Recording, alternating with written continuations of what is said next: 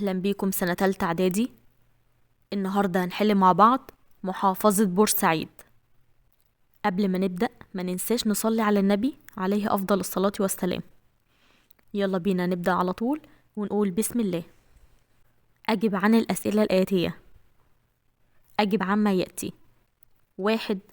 قارن بين الإقليم المداري الحار وإقليم البحر المتوسط من حيث موسم سقوط المطر.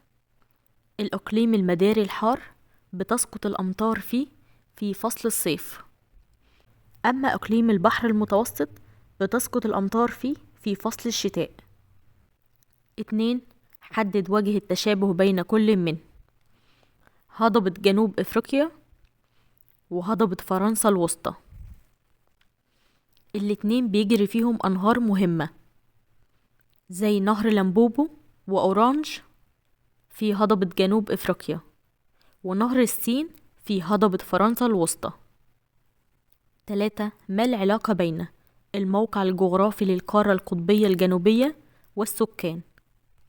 قد امتداد القارة في أقصى جنوب الكرة الأرضية وإحاطة المحيط القطبي الجنوبي من جميع الجهات، ده هيخليها قارة متجمدة غير مهؤولة بالسكان. 4. بما تفسر قلة معدلات الزيادة الطبيعية في الدول المتقدمة؟ بسبب قلة معدلات المواليد والوفيات معا. 5. دلل على صحة العبارة الآتية: يتشابه العامل المؤثر في توزيع السكان في كل من شمال شرق الولايات المتحدة الأمريكية وهضبة البرازيل في كلاهما لوجود المدن الكبرى. 6.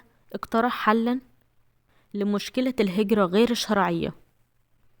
أول حاجة زيادة المناطق الصناعية، ده هيوفر فرص عمل للشباب، وكمان العمل على رفع مستوى المعيشة للأفراد والعمل على زيادة نصيب الفرد من الدخل القومي. حدد الأثر الناتج عن انصهار السلالات واختلاط الصفات الطبيعية التي تميز كل سلالة عن الأخرى.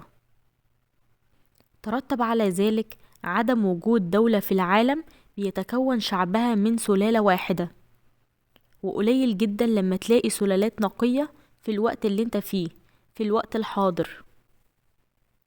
أكمل الجدول التالي بما يناسبه.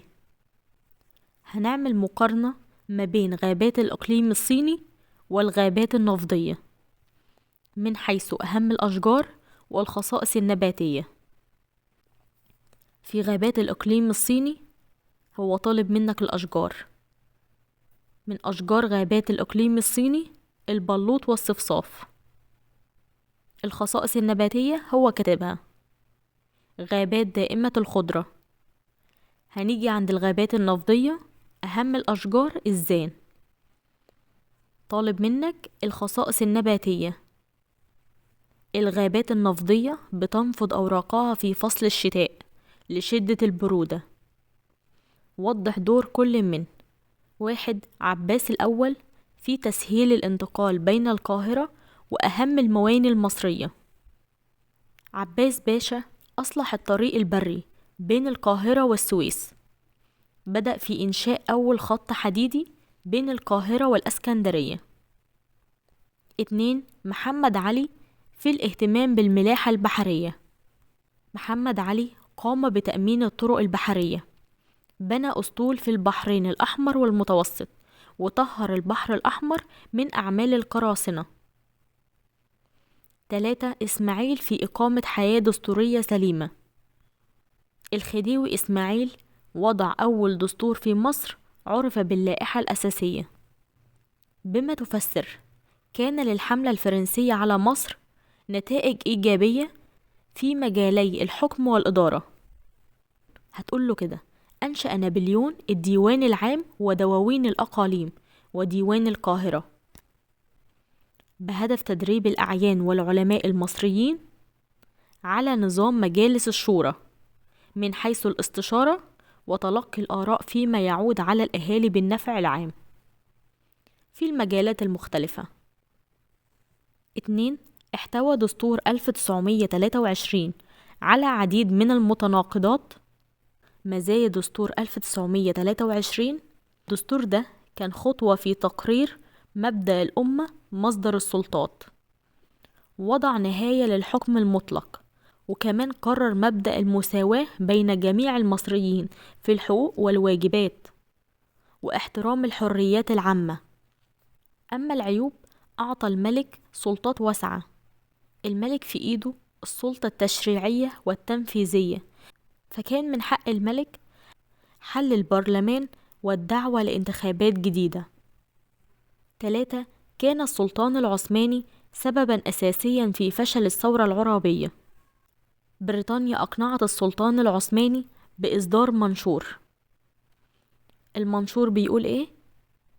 إعلان عصيان عرابي، فده هيضعف الروح المعنوية للمقاتلين المصريين، وده كان سبب في فشل الثورة العرابية. أجب عما يأتي: ما أوجه الاختلاف بين التعليم في عهد إسماعيل والتعليم في ظل الاحتلال البريطاني؟ الخديوي إسماعيل أعاد فتح ديوان المدارس اللي كان قفله سعيد باشا. إسماعيل توسع في إنشاء المدارس المختلفة ودار الكتب ومصلحة الإحصاء والمساحة والجمعية الجغرافية. أما الاحتلال البريطاني أهمل التعليم وخلاه بمصروفات عالية، وكمان خلاه في فئة قليلة جدا بهدف تخريج مجموعة من الموظفين للعمل في الإدارات والمصالح الحكومية. 2. دلل تاريخيا على صحة العبارة التالية: استغل محمد علي الظروف السياسية والاقتصادية التي يمر بها الشعب المصري عام 1804 لتحقيق مكاسب سياسية.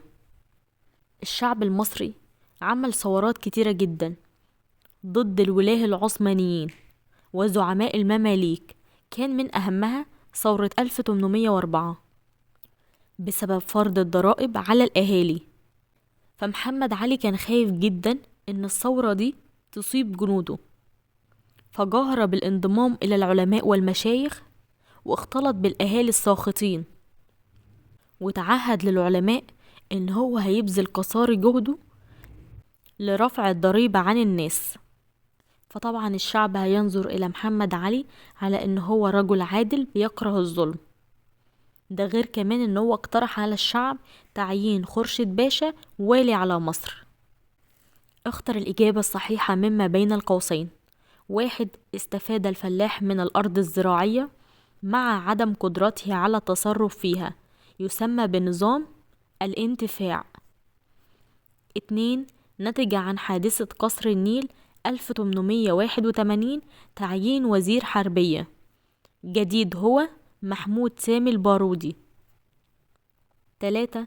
تم المطالبة بإنشاء مدارس الشعب الليلية لتعليم العمال والفقراء، وجعل التعليم إلزامي من خلال الزعيم محمد فريد. اكتب كلمة صح أو خطأ مع ذكر السبب في الحالتين. كانت الظروف التي ترك فيها نابليون قيادة الحملة الفرنسية في مصر سببا في عقد اتفاقية العريش 1800. صح، لأن نابليون لما ترك الحملة وسلمها لكليبر، الأخطار كانت بتهدد الحملة من كل اتجاه، زي كل تعدد الجنود وثورات المصريين ضده، وكمان إرسال العثمانيين لحملة جديدة إلى دمياط والعريش. كل ده خلى قائد الحملة كليبر يعمل معاهدة العريش مع الدولة العثمانية، ولكن طبعا بريطانيا هتعترض وتقولك لأ، إن كليبر يسلم نفسه هو والجيش اللي معاه ويخرجوا من مصر كأسرى حرب. طبعا كليبر هيرفض. أجب عما يأتي: ما العلاقة بين النهضة الأوروبية واتجاه العثمانيين نحو الشرق أوائل القرن ال16؟ أدرك السلطان سليم الأول إن الصدام مع الدول الأوروبية في الوقت ده كان هيبقى خطر جدا، لأن الدول الأوروبية متفوقة عنا حضاريا وعسكريا وثقافيا. فقالك بس أنا أتوجه نحو الشرق عشان أقدر أحقق وأسيطر على المناطق. 2. ما أهم النتائج التي ترتبت على معاهدة 1936 بين مصر وبريطانيا.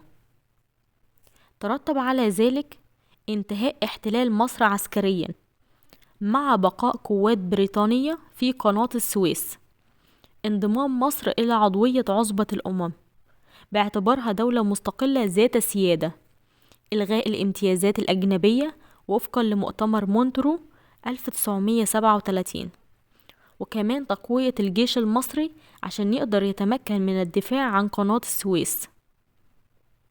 انت اكتب 2 بس.